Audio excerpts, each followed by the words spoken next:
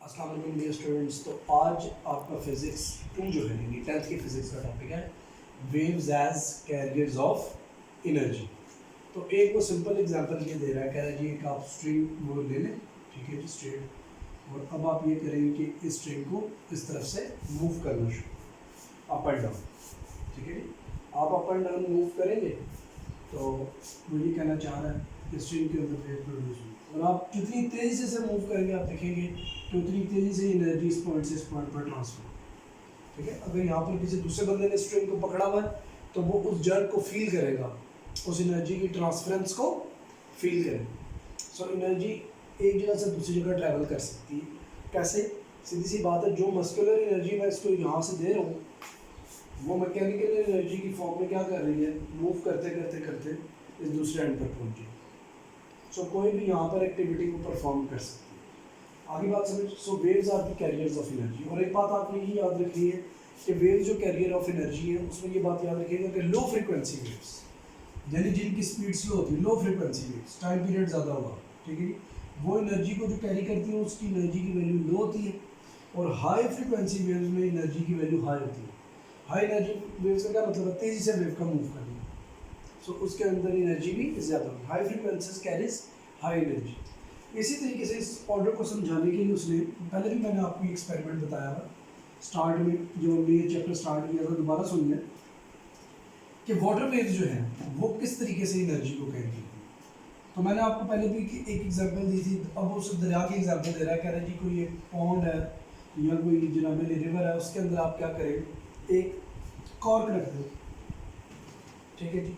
तो आप ये देखिएगा मतलब कॉर्क आप उसके अंदर फेंक दें, कोई लकड़ी फेंक दें, और आप किसी भी चीज़ के साथ लाइक अगर वैसे टब ले लें घर के अंदर तो बहुत ईजी है, थोड़ा सा बड़ा टब ले लें और उसमें एक आप क्या बना लें, पहले भी मैंने एक बोट बनाई थी, नहीं तो कॉर्क भी ले सकते हैं, ठीक है, वुडन कॉर्क। तो जो ही आप प्रेस करेंगे किसी भी स्टिक के साथ या पेंसिल के साथ पानी के अंदर, तो पानी के अंदर वेव्स पैदा होगी ऐसे। ये वेव्स क्या करेंगी, ये वेव्स ये करेंगी कि स्पोर को आहिस्ता आहिस्ता आहिस्ता आहिस्ता आहिस्ता आहिस्ता इस दूसरे वाले कोने पे ले जाए, विच शोज दैट कि एनर्जी ट्रांसफ़र हुई है एक प्लेस से दूसरी बिकॉज ऑफ दीज वेव्स।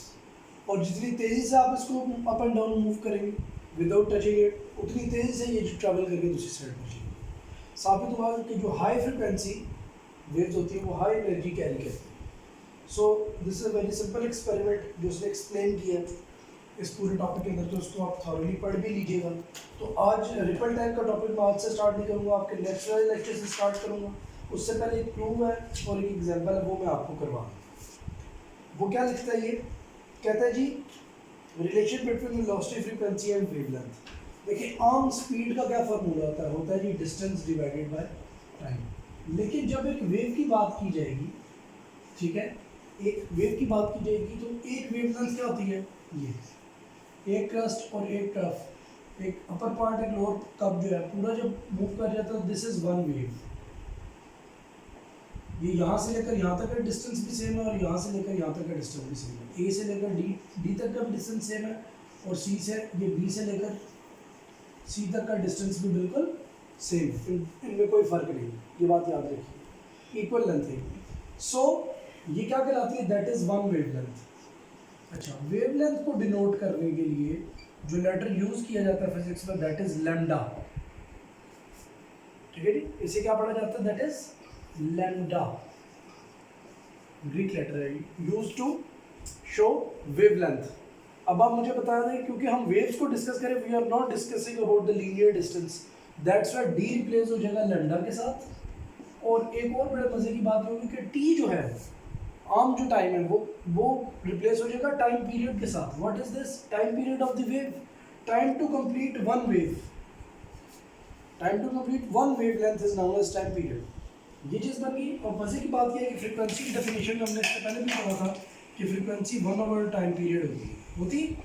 साबित ये हुआ कि if I replace here 1/t, तो 1/t किससे रिप्लेस हो जाएगा, लैम्डा इंटू एफ, और v is equals to F lambda.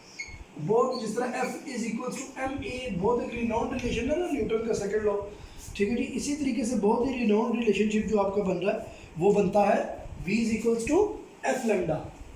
आगे बात समझ।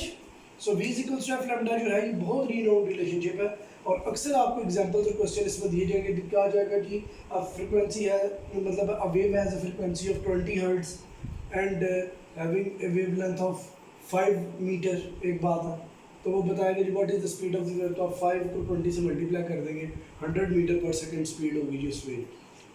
ठीक है जी। So is in order to do this हम एक नेक्स्ट पेज के ऊपर, पेज नंबर 12 के ऊपर एक एग्जांपल दी है। उसने कहा जी a wave moves on a slinky. Slinky क्या होता है वो मैंने आपको पहले भी बताया था। Slinky is a fluffy kind of, you can say a spring, वो जो बड़ा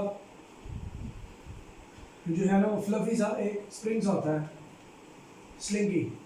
इंशाल्लाह ताला जब स्कूल लगते हैं तो लेबोरेटरी में आई थिंक कोई पड़ी होगी स्लिंकी, ये मैं आपको दिखा भी दूँगी। ठीक है जी। अब क्या जी कहते हैं जी स्लिंकी है और उसकी फ्रीक्वेंसी वो बता रहा खुद से ही कितनी है जी 4 हर्ट्ज है। Unit of frequency is hertz, 1/सेकंड्स हर्ट्ज होती है, बताया था मैंने पहले। एंड वेवलेंथ ऑफ, वेवलेंथ कितनी है उसकी 0.4 मीटर है जो स्लिंकी के अंदर वेव प्रोड्यूस हो रही है।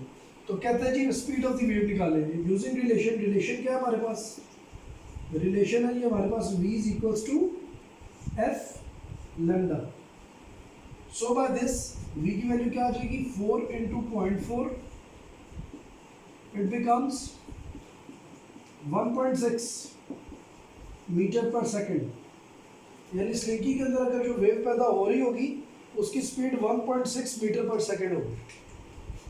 ठीक है, इस स्पीड से क्या होगा, वेव एक जगह से दूसरी जगह मूव कर जाएगी। आगे बात समझ। So this is what is a relation v is equals to F lambda. तो ये मैंने एक्सप्लेन कर दिया। अब आगे पूरा टॉपिक है रिपल टैंक का, और रिपल टैंक एक पूरी एक डिवाइस होती है, इसकी मदद से आप वाटर वेव्स को डिस्कस कर सकते हो, उनको स्टडी कर सकते हैं। और 2-3 फिनोमिना है जिसमें रिफ्लेक्शन है, रिफ्रैक्शन और डिफ्रैक्शन ऑफ वाटर वेव्स है, उसको आप ऑब्जर्व कर सकते हैं। ठीक है जी। तो ये एक बड़ा टॉपिक होगा, तो इसको प्रॉपर तरीके से जो मैं एक्सप्लेन करूँगा वो आपको मैं नेक्स्ट लेक्चर में करूँगा। अगर आप देखें तो इस रिपल टैंक के बाद हमारा बिल्कुल चैप्टर ख़त्म हो जाता है। तो आई विल से यू कि आपने 1-2 काम करने, वो ये करने, दिस इज जो होमवर्क के पेज नंबर 16-17 पे रिव्यू क्वेश्चंस और कॉन्सेप्चुअल क्वेश्चंस और एमसीक्यूज गिवन है, तो इनको आपने ज़रा खुद से भी देख लेना। गो कि मैं सारे आपको सेंड भी कर दूंगा, लेकिन आपने इन्हें इन दिनों में देखना है, यानी कि कल की जो आपका ब्रेक है ना उस दिन में आपने ज़रा इन्हें देखना है, और जिन जिनके आंसर्स आपको आते हैं उनको आपने टिक कर लेना। ठीक है जी, ताकि बाकियों को फिर डिस्कस बाद में किया जा सके। तो आज के लिए एक बड़ा स्मॉल सा लेक्चर था जो डिलीवर कर दिया गया। तो हैव अ गुड वीकेंड। इंशाल्लाह ताला आपकी नेक्स्ट क्लास जब होती है ट्यूसडे वाले दिन उम्मीद है, तो फिर आपसे मुलाकात होगी फिजिक्स से।